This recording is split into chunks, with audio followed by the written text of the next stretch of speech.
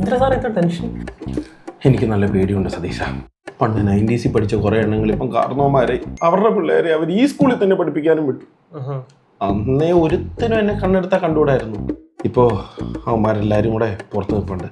ഈ ഒരു കാര്യം ചെയ്യേ, ആ സുമേഷിനും ചെറുക്കനെയും ആദ്യം വിളിക്കും. സുമേഷ് സാർ മുഖത്തോവർ വിനയം വെച്ചിട്ടിരിക്കുന്ന ഒരുത്തനുണ്ടാവും, അവൻ തന്നെ സുമേഷ്. കണ്ടാൽ മനസ്സിലാവും. ഓക്കെ. അയ്യോ വേണ്ട സാറേ, ഞാനിങ്ങനെ സാറിന് മുമ്പിലിരിക്കേണ്ട സൈഡിലെങ്കിലും ഇരിക്കുന്നേ. നീ പഴയ പോലെ സ്റ്റുഡന്റ് ഒന്നും അല്ല, നീ ഇപ്പൊ ഒരു പേരന്റ് അല്ലേ, ഇരിക്കേ. അത് സാറേ, ഞാൻ ഈ മുറിക്കാൻ എനിക്ക് ഇരിപ്പറക്കൂല, എനിക്ക് ഇരിക്കാൻ പറ്റൂല. നീ ഇരിക്കണം.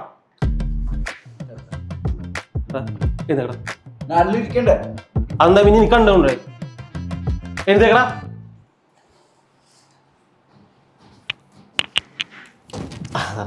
സാറൊന്നും കരുതരുത്, ഇവൻ എന്നെ പോലെയല്ല, ഇവൻ കുറച്ചെന്ന് പറഞ്ഞാൽ കുറച്ചിന് കുറച്ചിലായി പോകില്ലോടോ.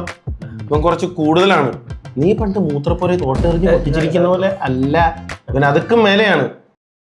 ഇവന്റെ പേരെന്നാ പറഞ്ഞേ? സാറേ, സുമേഷ്. സബാഷ്. ഇതുപോലത്തെ ഒരു ഐറ്റത്തെ ഉണ്ടാക്കി വെച്ചതിന് I am proud of you. Thank you sir. ആ സമയം കളയണ്ട, മോന്റെ ഹിസ്റ്ററി പേപ്പർ തന്നെ ആദ്യം നോക്കാം. സാറേ, ഇവന് കുറച്ച് കഴിവൊക്കെ ഉണ്ട്. എന്താണാവോ? സാർ എന്തെങ്കിലും കിട്ടിക്കഴിഞ്ഞാൽ ഇവൻ കൈ നിന്നിട്ട് എഴുതിക്കോളും. കയ്യിൽ നിന്ന് മേടിക്കാനുള്ള പരിപാടി അവൻ കാണിച്ചു വെച്ചേക്കുന്നത്. അതെ, ഞാൻ വായിച്ചു കേൾപ്പിക്കാം. അല്ലല്ല, വേണ്ട. ഫ്രഞ്ച് വിപ്ലവം വിവരിക്കേ.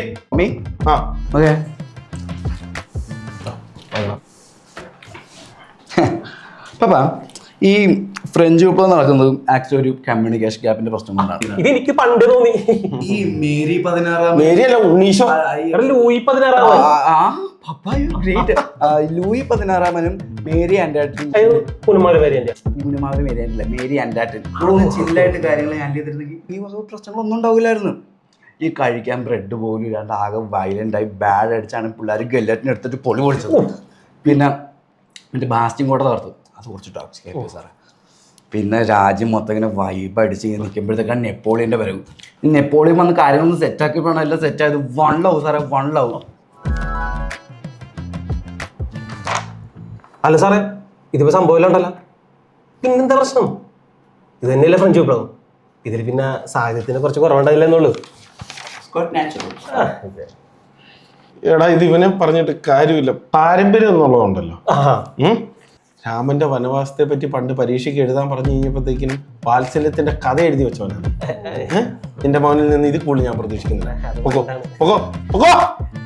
നെക്സ്റ്റ്. അങ്ങേര് ദുബായി കിടന്ന് കഷ്ടപ്പെടുമ്പോ ഇവളിവിടെ കണ്ടോമാണ്ട് കൂടെ എനിക്ക് വയ്യ സാറ്. ഞങ്ങൾ തമ്മിൽ അങ്ങനൊന്നും ഇല്ല, ഞങ്ങൾ വെറും ഫ്രണ്ട്സാ. ആക്ച്വലി ഇത് എന്നാണെന്ന് എന്നോട് കൂടി ഒന്ന് പറയൂ. ഇവക്ക് ഈ സ്കൂളിൽ ഏതോ ഒരുത്തനോട് പ്രേമം. ആരടി?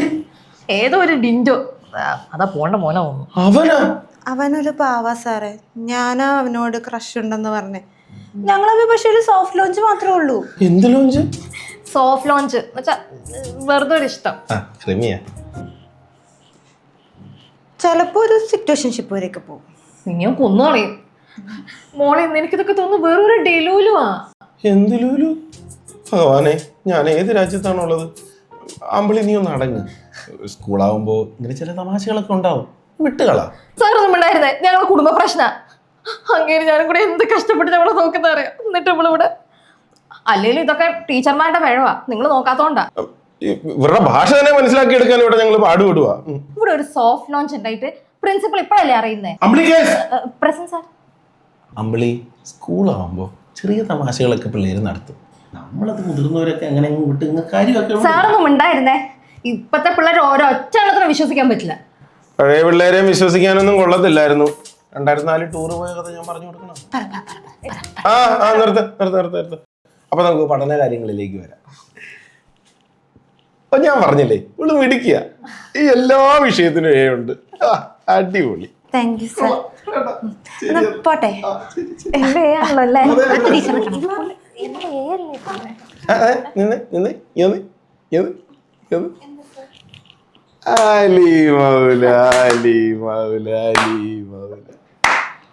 ഇതാരാ ചെയ്തതെന്ന്?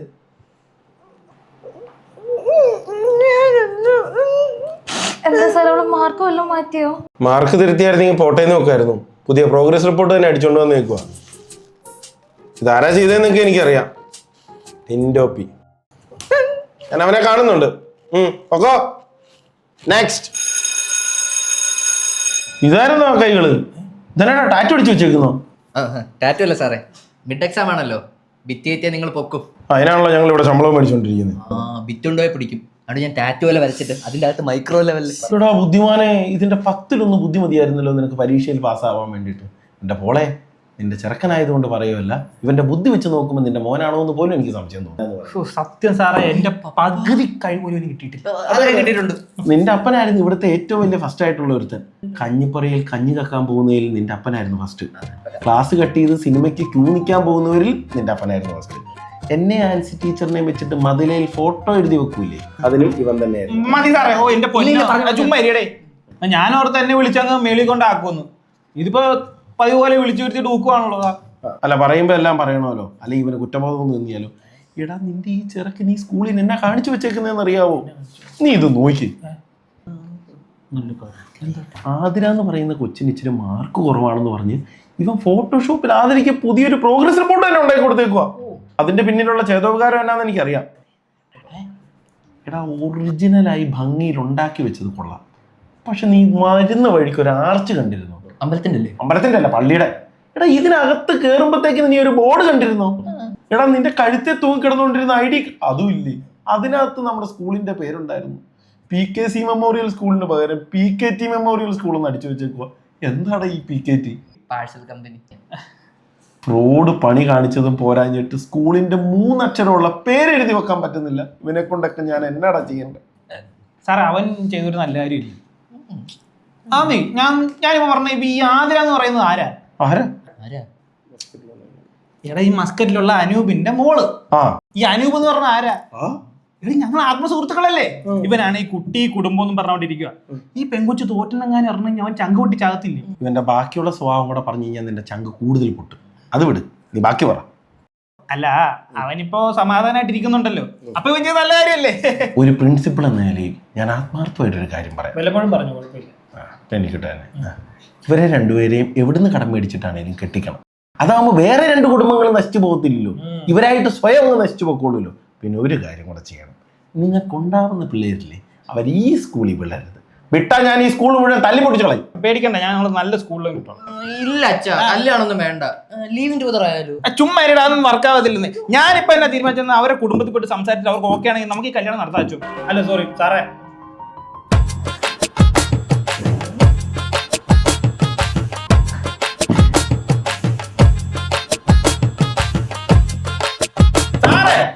ആടാ ഇവരുടെ കല്യാണം കൂടെ ഞാൻ ഇനി നടത്തി തരാം. വിളിച്ചോണ്ട് പോടാ ഇവനെ. നെക്സ്റ്റ്.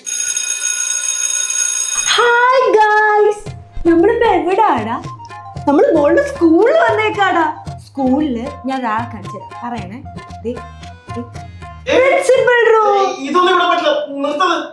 സാറിന് നാണാ തോന്നുന്നു. എന്റെ പൊന്ന് പെങ്കൊച്ച, ഇവിടെ റോട്ടിലും ബസ്സിലും ഒക്കെ ഫുൾ ക്യാമറയാ. മധ്യവയസ്കന്മാർക്ക് ഇവിടെ ജീവിക്കാൻ പറ്റാത്ത അവസ്ഥയാ. ഓഫി നിർത്തിക്കോ, അല്ലെങ്കിൽ നാട്ടുകാർ കൊച്ചിന്റെ കൊണവതാരം മുഴുവൻ കേൾക്കും. ഗൗരി ലക്ഷ്മി. അതെ, ലക്ഷ്മിയുടെ മോള് ഗൗരി. ഗൗരി ലക്ഷ്മി. കൊച്ചിന്റെ അച്ഛനോ? കൊച്ചിന് അച്ഛനില്ല. അപ്പൊ ഇതെങ്ങനെ സംഭവിച്ചു? അങ്ങനെയല്ല, ഞങ്ങൾ ഡിവോഴ്സ്. അതൊക്കെ നിങ്ങളുടെ പേഴ്സണൽ കാര്യം. പിന്നെ എന്തിനാ ചോദിച്ചു? ഇനി കൊച്ചിനെ പറ്റി പറയാം. കൊച്ചിന് പഠിക്കാൻ നല്ല ബുദ്ധിയുണ്ട്, പക്ഷെ പഠിക്കില്ല. അതിനിടെ നിനക്ക് പഠിച്ച? നിനക്ക് എന്നെ പഠിച്ച? മമ്മ പഠിക്കാറുണ്ട്. എൻ്റെ പൊന്ന് സാറേ, ഇവർക്ക് ഞാൻ ആവശ്യത്തിൽ കൂടെ ഫ്രീഡം കൊടുക്കുന്നുണ്ട്. ഒരു ലാപ്ടോപ്പ്, പ്ലേ സ്റ്റേഷൻ, 2 മൊബൈലാണ് വാങ്ങിച്ചോണ്ടിരിക്കുന്നത്. ഒരെണ്ണം ബ്ലോഗ് ചെയ്യാൻ, മറ്റേത് വേണമെങ്കിൽ ആരെങ്കിലും ഒക്കെ വിളിക്കാം. അത്യാവശ്യം ഇറങ്ങുന്ന സിനിമ കൊച്ചിനെ ഞാൻ കൊണ്ട് കാണിക്കാറില്ലേ? കാണിക്കണം. നീ പറയുന്ന ജങ്ക് ഫുഡ്സ് എല്ലാം ഞാൻ മേടിച്ചു കൊടുക്കുന്നുണ്ട് സാറേ. എന്തൊക്കെയാണ്? OTP. ആ അല്ല, OFC. അതായിരുന്നാ? പിന്നെന്തോ MC ഡൊണാക്ക്. പിന്നെ മറ്റേ OTTകളെല്ലാം ഞാൻ എടുത്തു കൊടുത്തിട്ടുണ്ട്. ചോദിക്കുന്ന ജങ്ക് ഫുഡ് വാങ്ങി കൊടുക്കുന്നുണ്ട്. പോകുമ്പോ ട്രിപ്പും പോകുന്നുണ്ട്. ഇതിൽ കൂടുതൽ ഞാൻ എന്താ സാറേ ചെയ്തു കൊടുക്കണ്ടേ? ഇതിനിടയ്ക്ക് നിനക്ക് പഠിക്കാൻ സമയം കിട്ടുന്നുണ്ടല്ലോ, വലിയ കാര്യം. കൺഗ്രാജുലേഷൻസ്. ഇവിടുത്തെ PTA പ്രസിഡന്റ് ആയിക്കൂടെ? സാറ് നിർബന്ധിക്കുകയാണെങ്കിൽ വേണേ ആവാം. രണ്ടുപേർക്കും നല്ല പെടയാ തരേണ്ടത്. എന്തിനാ ഈ കൊച്ചിന് ഇത്രയും സാധനങ്ങൾ മേടിച്ചു കൊടുത്തിരിക്കുന്നത്? ഇത് കണ്ടോ? എന്താ 4 C grade 2 B 1 A 3 D. അടുത്തിരിക്കുന്ന കൊച്ച് നന്നായിട്ട് പഠിക്കുന്നുള്ളതുകൊണ്ട് ഇവക്ക് അത്രയും മാർക്ക് കിട്ടി. കോപ്പി അടിക്കാൻ ഇവളെക്കാൾ മികച്ച ഒരുത്തിനെ ഞാൻ കണ്ടിട്ടില്ല. ഒരു കണ്ണ് വടക്കോട്ടാണ്, മറ്റേ കണ്ണ് തെക്കോട്ടാണ്. ഇവളെ പരീക്ഷ എഴുതാനിരിക്കുമ്പോഴത്തേക്കും 2 കണ്ണ് ഇങ്ങനെ ഇരിക്കും. ഹിസ്റ്ററിയുടെ ഒരു ചോദ്യത്തിന് മുഗൾ സാമ്രാജ്യത്തിന്റെ അധപതനത്തെ പറ്റി എഴുതാൻ പറഞ്ഞപ്പം പൊന്നുമോൾ എഴുതി വെച്ചിരിക്കുന്ന എന്നാന്ന് കേൾക്കണോ? സർ വേണോ? വായിച്ചു വെച്ചതിന് മുഗൾ സാമ്രാജ്യം കുറേ കാലം നല്ല പീക്ക് എനർജിയിലായിരുന്നു. പക്ഷെ ഔറംഗസീബ് പടി ആയതിനു ശേഷം ആകെ സീൻ മാറി. സാമ്രാജ്യം പതുക്കെ ഫ്ലോപ്പ് ആവാൻ തുടങ്ങി. മമ്മ ഇനി പോയിന്റ്സ് ആണ്. വീക്കിങ്സ്. ഔറംഗസീബിന് ശേഷം വന്ന രാജാക്കന്മാർക്ക് അത്ര ഓറയില്ലായിരുന്നു. അവർ വെറും മിഡ് ആയിരുന്നു. രാജ്യത്തെ കൺട്രോൾ ചെയ്യാൻ പോലും അവർക്ക് പറ്റിയില്ല. സിവിൽ വാർ വൈബ്സ്. അടുത്ത രാജാവാൻ വേണ്ടി എല്ലാവരും തമ്മിൽ അടിയായിരുന്നു. അതുകൊണ്ട് തന്നെ മൊത്തം സിസ്റ്റം ഗ്ലിച്ചായി. Invention alert. ഈ സമയം നാദിർ ഷായെ പോലെയുള്ളവർ വന്നു. തെറ്റി നിനക്ക് ദിലീപ് ആയിരിക്കും. ഇന്ത്യ നല്ലപോലെ ലൂട്ട് ചെയ്തു. പീകോക്ക് ത്രോണും കൊഹിനൂർ ഡയമണ്ട് ഒക്കെ അവർ തൂക്കി. The rise of British. ഇതൊന്നും പോരായത് ഈ സമയത്ത് ഈസ്റ്റ് ഇന്ത്യ കമ്പനി മെല്ലെ കയറി വരുന്നത്. മുഗൾമാർ പതുക്കെ ഇന്ത്യയുടെ അഡ്മിൻ പാനലിൽ നിന്നും പുറത്തായി. ബ്രിട്ടീഷുകാർ ഇന്ത്യയെ ഹൈജാക്ക് ചെയ്യുന്ന സ്റ്റാർട്ടിംഗ് ആയിരുന്നു അത്. ചുരുക്കി പറഞ്ഞാൽ ഒരു വലിയ സാമ്രാജ്യം പതുക്കെ ക്രിഞ്ചായി തീരുകയും പുറത്തു വന്നവർ പവർ എടുക്കുകയും ചെയ്ത ഒരു ടൈമായിരുന്നു അത്. മോളിങ് അടുത്ത് വന്ന് മോള് സുഭാഷും തമ്മി സർ ബെസ്റ്റാണ് സർ. വെറുതെ അല്ലേ ഒരേ ഭാഷ. മറന്നേ മോള് റിയലി നൈസ്. ഇതിനെന്താ സാർ കുഴപ്പം? എനിക്ക് മനസ്സിലാവുന്നില്ല. അടിപൊളി. ഒന്നും അറിയത്തില്ല. അല്ല അതൊക്കെ പോട്ടെ. കൊച്ചിന് ഏതിനാ A ഗ്രേഡ് കിട്ടിയേ? ആർട്സിന്. അച്ഛനാണോ? എൻ്റെ കൊച്ചേ, ഇപ്പോഴെനിക്കൊരു സമാധാനമായി. അല്ലാതെ ഞാൻ ഇവിടെ കൊന്നാനെ സാറേ.